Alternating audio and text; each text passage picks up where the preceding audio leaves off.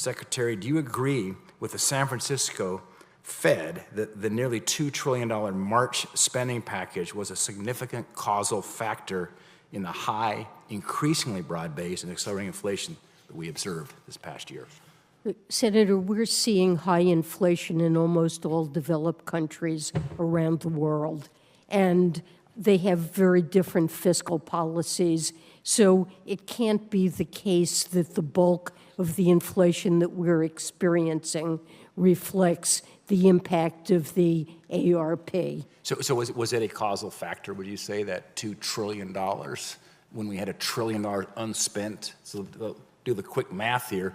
It's about $3 trillion that was put into this economy from December through March of 2021. So I guess the way I see it is when President Biden was inaugurated, he inherited an economy with very high unemployment, and the Congressional Budget Office and other forecasters were envisioning that this could last for a very long time. And we had to address the possibility that this could be a downturn that would match the Great Recession.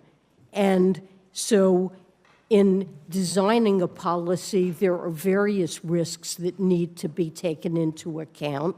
Of course, inflation was one of them, but the overwhelming risk was that Americans would be scarred by a deep and long recession, and that they would lose the roofs over their heads and not be able to feed their families. Right. Well, I respectfully, I mean, if there was a forecaster who was worried about the high unemployment rates, that forecast was, I think, massively off, and we're seeing now the biggest challenge, of course, is just families cannot afford to keep food and fuel.